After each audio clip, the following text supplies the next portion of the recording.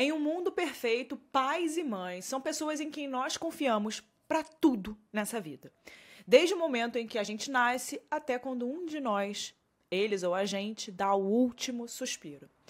Não que o relacionamento entre os pais e filhos precise ser sem erros, impecável, mesmo porque é impossível.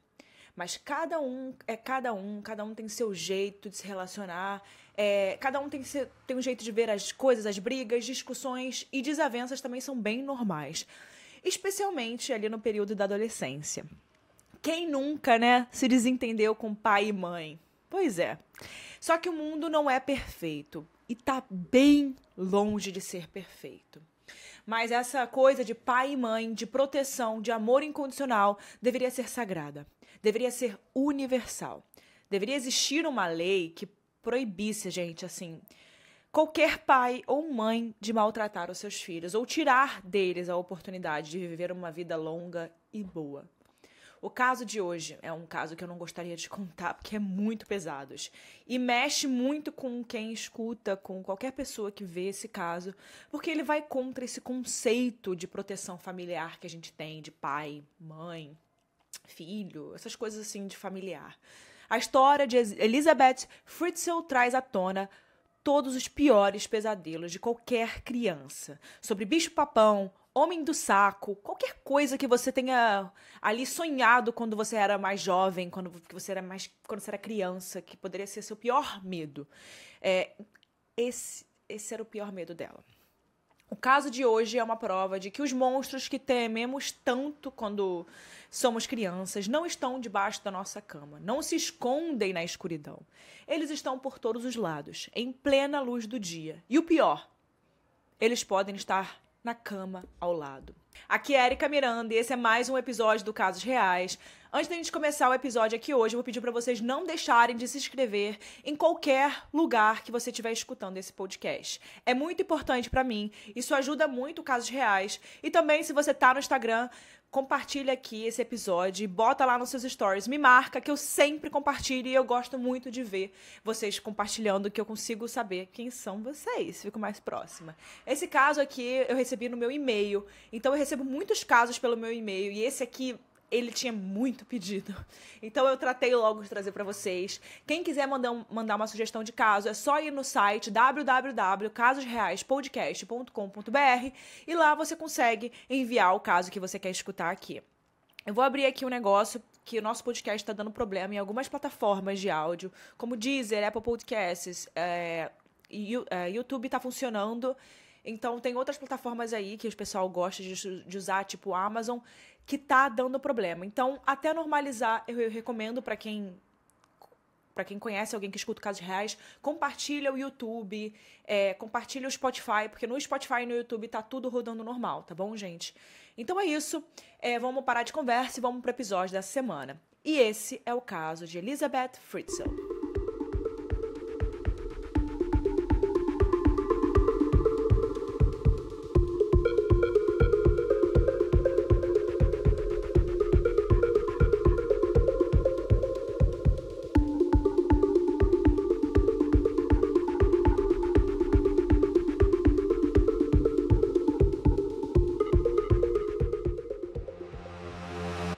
Vale lembrar que todas as informações que a gente traz nesse episódio vêm de registros públicos da imprensa e liberados nos veículos de mídia pelas autoridades competentes. Todos os dados, nomes e detalhes citados nesse caso estarão disponíveis na internet e as fontes estão na descrição desse episódio. Então vamos para o caso da semana. Joseph Fritzl nasceu em 9 de abril de 1935 em uma cidade da Áustria chamada Amstetten. Ele era um filho único de Maria e Joseph Fritzl, pai. E o pai morreu em um combate na Segunda Guerra Mundial, quando ele tinha apenas 9 anos de idade. Nessa cidade austríaca, ele viveu por toda a sua infância, adolescência e idade adulta. É aquele tipo de cidade em que todo mundo se conhece, sabe? Bem de interior, pequena. E para você ter uma ideia, o último dado que a gente encontrou é de um censo de 2001, e coloca um pouco mais de 22 mil pessoas na população de Amstetten. Então, é uma cidade bem pequena. Comparando com o Brasil, ainda mais, né? Porque o nosso Brasil é bem grande. Uma dessas, né, que morava nessa cidade era Rosemary, uma jovem que, assim como ele, nasceu e cresceu naquele lugar. Quando Joseph tinha 21 anos e estava se formando como engenheiro e eletricista, a Rosemary estava com 17 anos. Então, eles se casaram naquela época, naquela pequena cidade onde as suas vidas, né, aconteciam. E eles se conheceram por lá. Juntos, o casal teve 6 filhos. Elizabeth, Ulrich, Doris, Harold, Joseph Jr. e Rosemary Jr. Algumas fontes dizem que foram 7 filhos, não 6. Mas eu não encontrei nada sobre essa 7ª pessoa, que talvez seria uma menina. A mais velha, Elizabeth, nasceu em abril de 1976, 10 anos depois que seus pais se casaram. Ela não tinha como saber, mas quando a Elizabeth tinha apenas 1 aninho de idade, o Joseph pegou 18 meses de prisão por uma enfermeira. E ele a manteve refém com uma faca para poder abusar de forma íntima ela. As coisas iriam piorar ao longo dos anos. Então, só para vocês saberem como era Joseph, né, o pai. Durante o comecinho da sua adolescência, a Elizabeth ela era uma menina bem retraída. Ela não gostava de falar sobre meninos, sobre garotinhos que ela estava se apaixonando. Sabe, aqueles negocinhos de crush da infância. Ela não falava sobre isso. Ela não se abria para as amigas e era considerada uma menina muito tímida. E quando, aos 15 anos, em 1980, ela se matriculou em um curso para ser garçonete, a Elizabeth estava ali buscando naquela fase uma vida mais independente. Então ela estava ali procurando coisas que trouxessem a liberdade dela. E em 1983, quando ela tinha 18 anos, a Elizabeth, como ela queria liberdade, decidiu fugir para a casa de um amigo em Viena, capital da Áustria, então para uma cidade maior. Normalmente, isso acaba acontecendo com os jovens, né, que buscam uma vida fora da cidade pequena. Mas era uma cidade maior, que era a capital, porém era apenas 130 quilômetros de casa. Rosemary e Joseph deram parte na polícia sobre o seu desaparecimento e 3 semanas após o sumiço, ela foi encontrada e trazida de volta para casa em Amstetten. Então, em 1984, era agosto de 1984, quando a Elizabeth continua tímida, retraída e fechada. Então parecia até que aquela era a personalidade dela. Então o Joseph, o pai, pediu uma ajuda para ela levar uma porta para o porão da casa que eles moravam. E ele estava ali reformando aquele porão.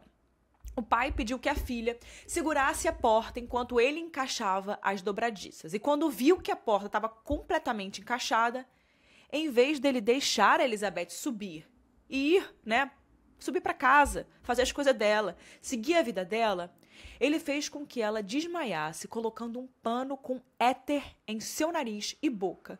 E quando ela acordou, Elizabeth estava trancada ali dentro, atrás da porta que ela mesma ajudou o seu pai a parafusar. A fachada da casa dos Fritzl mostra que A fachada da casa dos Fritzl mostra que ali é uma residência grande para poder comportar uma família de 2 adultos e 6 filhos. E ao contrário dessas casinhas no meio do nada que a gente costuma ver, né, principalmente fora do Brasil, a dessa família era uma casa numa rua bem movimentada da cidade, né, daquela pequena cidade. Então, eles acabavam ali dividindo as 2 paredes laterais da casa deles com outras casas. Então, não era no meio do nada. O porão em que a Elizabeth estava presa tinha entre 40 e 60 metros quadrados no subsolo e contava com um banheiro, uma cozinha, televisão e espaço para dormir. O Joseph, ele tinha planejado uma casinha dentro da sua casa, no porão, né? Mas a Elizabeth via aquilo como realmente era, um cativeiro. Desesperada, ela batia nas paredes, na porta, gritava. Ela chegou a arranhar o teto para poder pedir socorro. E ela acabou quebrando as unhas das mãos, porque ela estava fazendo muita força. E num completo terror, medo de ficar ali dentro, ela acabou ficando com os braços manchados de sangue. Mas ninguém veio ajudá-la. O homem, o pai, era engenheiro. No mínimo, ele fez um isolamento acústico em todo o porão, muito antes da Elizabeth ir parar lá. Já que, pelo visto, quando ela o ajudou a colocar a porta, tudo já estava pronto, né? Aquilo ali era só o toque final. Era só assim, ó, você bota a porta e eu te prendo aí dentro. Então, aquilo ali era só o toque final mesmo dele, né? Essa porta, aliás, tinha uma fechadura que só podia ser aberta por senha. E claro, né, adivinhem, só o Joseph conhecia a combinação numérica para poder abrir essa fechadura. Por isso, mesmo com toda a sua família ali em cima, ninguém a ouvia ou sentia qualquer coisa, um tremor. Nada, gente, nada. E a luz do sol não entrava naquele cômodo. Sem saber quanto tempo tinha se passado desde que ela foi colocada ali, a Elizabeth começou a criar formas de fugir daquela realidade, daquele pesadelo que ela estava vivendo na vida real. Ela fechava os olhos e fingia que estava viajando por lugares incríveis que ela queria muito conhecer e nunca teve a oportunidade. E ela só abria os olhos quando ela via um movimento naquele lugar, naquela porta, que era quando seu pai vinha lhe deixar alimentos e abusar dela. Na parte de cima, gente, abusar na forma íntima, tá? Que eu não quero falar aqui algumas palavras por causa do YouTube, que pega e tal, mas é abusar de forma íntima. Na parte de cima da casa, a mãe, a Rosemary, e os irmãos, eles estavam muito preocupados com o sumiço dela, claro, né? E novamente a polícia foi chamada para poder encontrar Elizabeth, para procurar Elizabeth e tentar trazê-la de volta para casa. Um mês depois do desaparecimento da jovem, uma carta com selo e tudo mais, gente, perfeita, é entregue à polícia de Amstetten.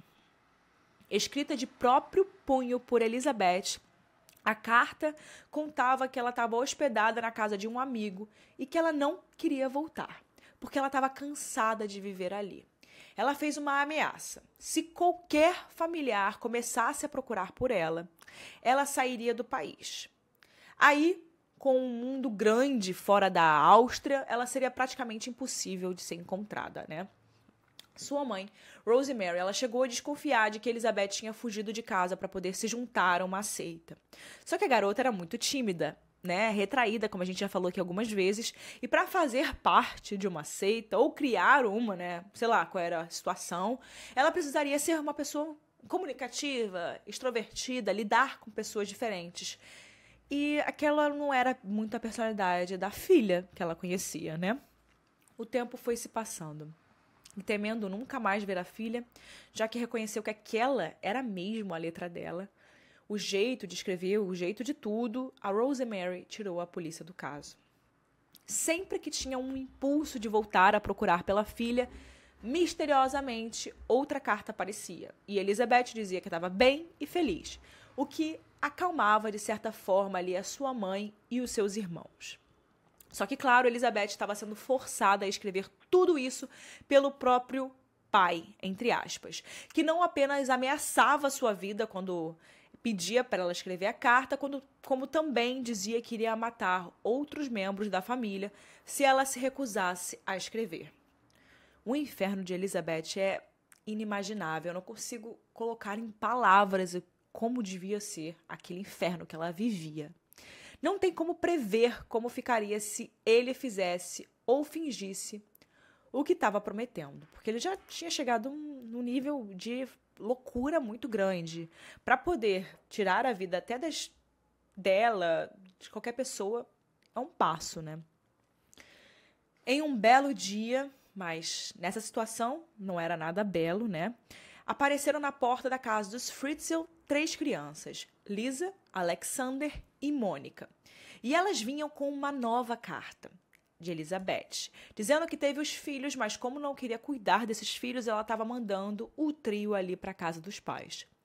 Logo, Joseph reportou à polícia que as crianças tinham sido entregues a ele e que seriam adotados pela família, por ele e pela sua esposa, e que a filha dizia ser mãe deles. Como o Joseph, pela sociedade ali, pela aquela cidade, ele tinha uma reputação respeitada, era conhecido e estava acima de qualquer suspeita, as autoridades acreditaram nele e ele parecia realmente um avô preocupado com os netos que foram abandonados à própria sorte pela mãe. O que ninguém sabia era que esses filhos eram dele com Elizabeth, vítima de incesto, e que não eram as únicas crianças que estavam ali. Elizabeth, gente, ela engravidou muitas vezes, por conta dos abusos que ela sofria do pai.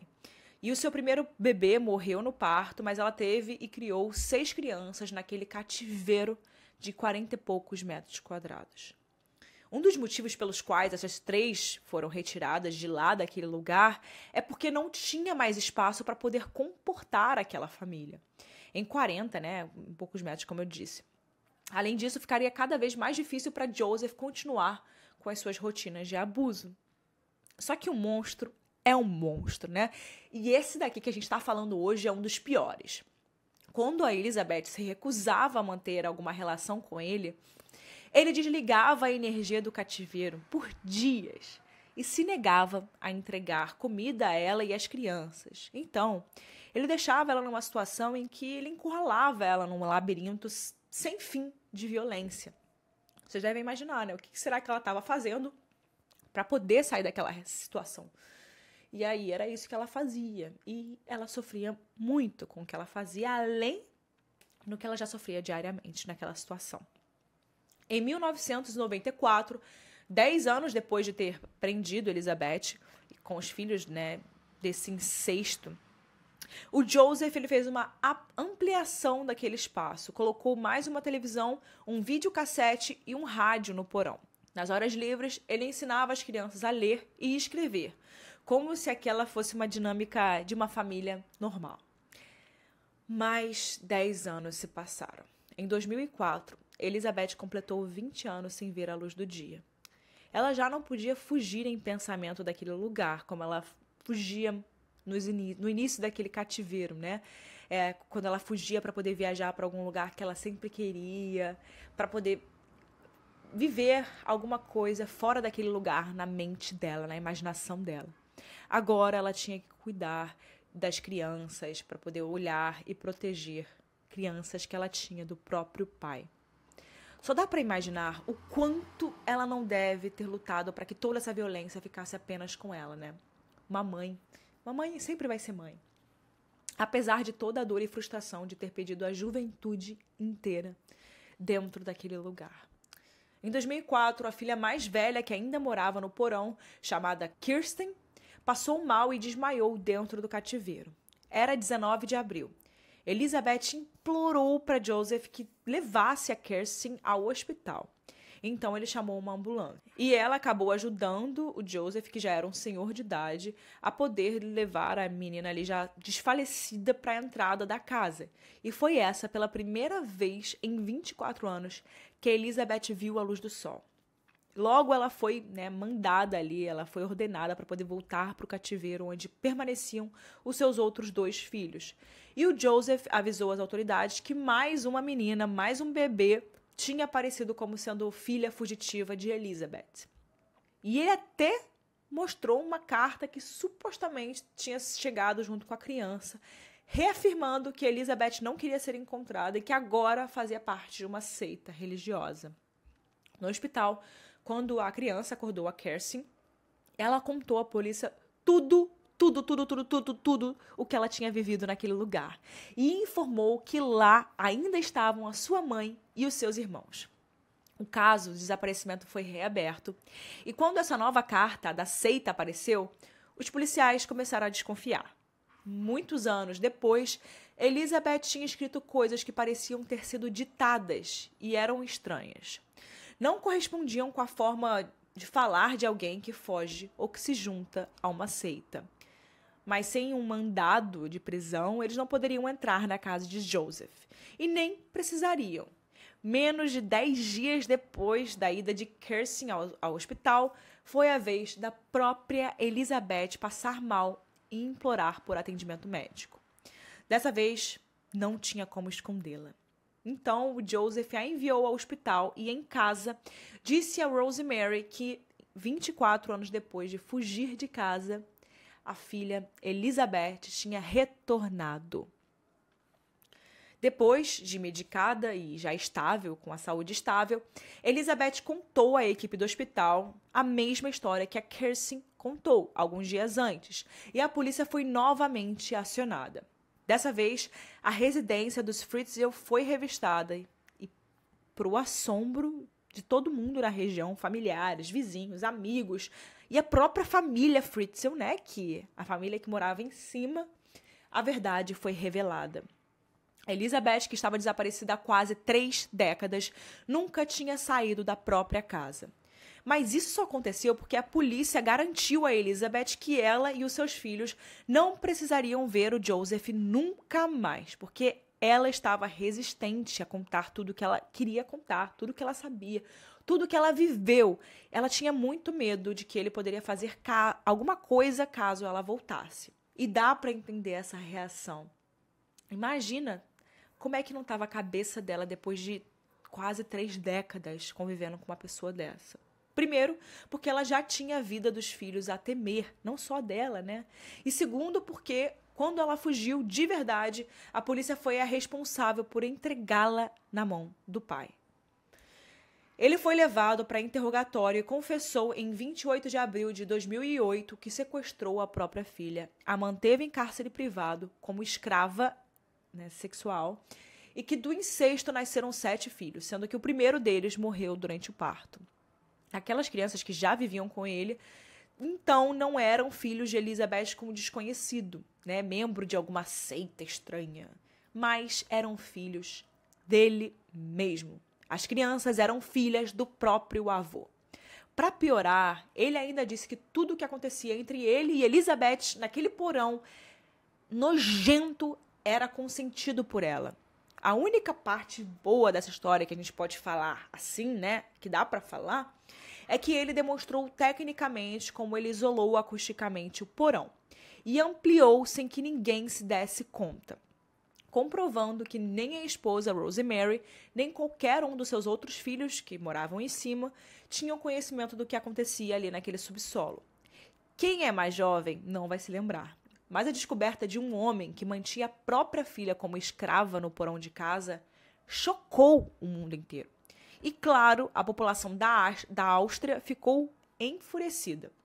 Assim que recebeu a sentença de prisão perpétua por estupro, cárcere privado, incesto e assassinato por negligência de seu recém-nascido, Joseph Fritzl foi separado dos outros presos porque eles estavam muito indignados com aquilo e queriam tirar a vida dele ali na prisão.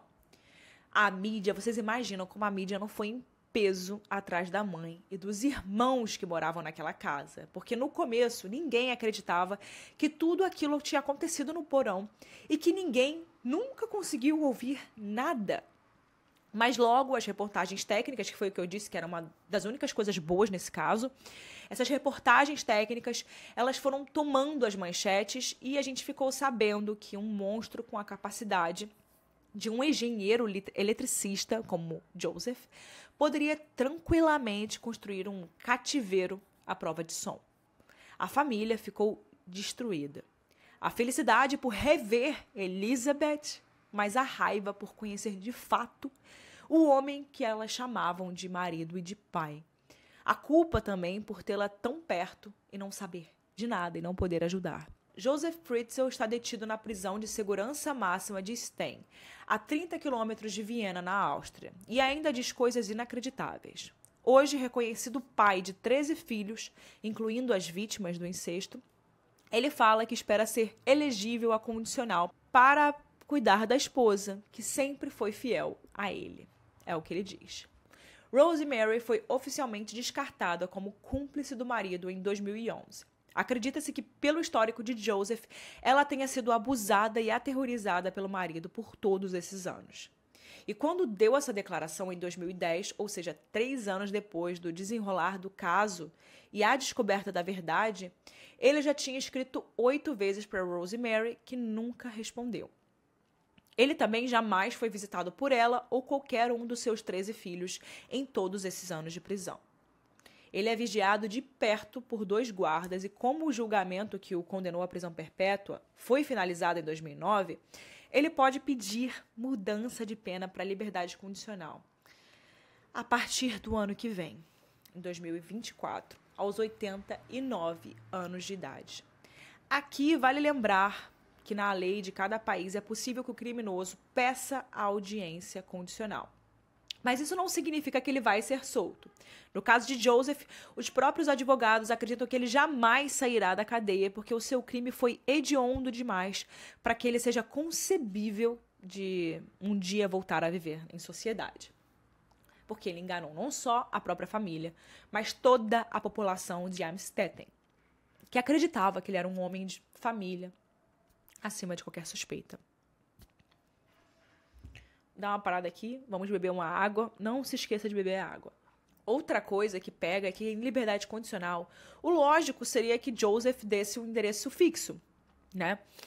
Para poder voltar ali, para poder ir e voltar, enfim, ele tinha que ter um endereço para confirmar que ele teria onde dormir. Mas absolutamente ninguém o quer por perto. Ele perdeu contato com todo mundo que não quer saber dele e não faz questão de vê-lo nunca mais, nem pintado de ouro. Elizabeth Fritzl hoje tem um outro nome e seus filhos também têm uma nova identidade. A gente não sabe quem eles são ou onde vivem. Isso é uma forma de poupá-los de reviver eternamente esses 24 anos de inferno na Terra. Nas últimas notícias sobre ela, dizem que é provável que ela já tenha se casado com um dos guarda-costas que estavam ali com ela depois que toda a verdade foi descoberta, em 2008, mas o nome desse homem jamais foi revelado ao público. Acredita-se que ela ainda está viva e bem, conforme possível depois de tantos traumas, e que mora no interior da Áustria com família e filhos. Em 8 de abril de 2023, Elizabeth completou 57 anos de idade, dos quais por apenas 23, ainda que abusada de todas as formas por pai desde os 11 anos, ela pôde ser considerada uma pessoa livre. Documentários já foram feitos e filmes também foram inspirados na história de Elizabeth. Um deles, que concorreu ao Oscar, foi O Quarto de Jack, quem lembra? E esse filme foi estrelado por Brie Larson. Recentemente, o filme espanhol Jaula, disponível em streaming, registrou o recorde de audiência na categoria de horror. Os produtores disseram abertamente se tratar de uma releitura da história do terrível porão austríaco e do homem de Amstetten. E esse é o caso de hoje. Terminamos por aqui, né? Gente, vou ser sincera. Esse caso, eu já vi ele há muito tempo atrás. Assim que eu comecei o podcast aqui, eu já conhecia esse caso há muito tempo. E eu vou ser sincera com vocês. Eu não gosto muito de nada que envolva criança, sabe? Eu acho que ninguém gosta. Eu espero, né? Então, eu acho que esse homem realmente, ele tinha ali uma doença por criança, um desejo ali por criança, que ele nutriu durante muitos anos. Provavelmente ele fez coisas ali que a gente nunca vai saber que ele fez com outras pessoas, porque para chegar num nível desse, a pessoa não é do dia para a noite. Ela vai dando sinais. Ela vai fazendo coisas ali aos poucos. Não que a Rosemary estava errada de não ter notado os sinais, porém, muitas pessoas, talvez na época, ficaram com medo de revelar alguma coisa que aconteceu com elas, que ele pode ter feito. E isso acabou fazendo com que todo mundo achasse que ele era um homem muito bom na sociedade, ele era um homem acima das suspeitas, e ninguém nunca pensou que um dia ele pudesse fazer isso com a própria filha.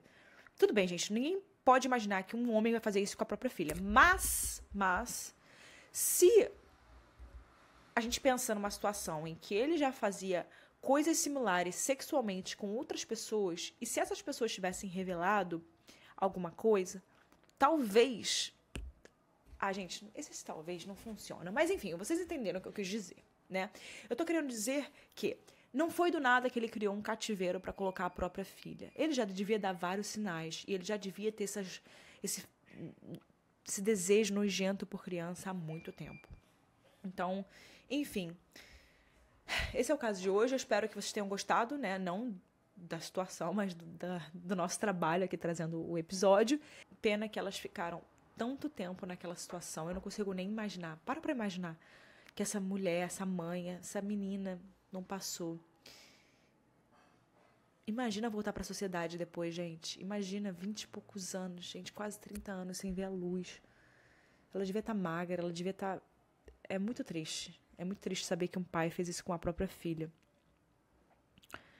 É inacreditável, né? É inacreditável. Acho que é isso que faz esse caso tão grande, porque é um caso inacreditável mesmo. Vai ser o caso de hoje, eu quero saber a sua opinião. Coloca aqui embaixo a sua opinião.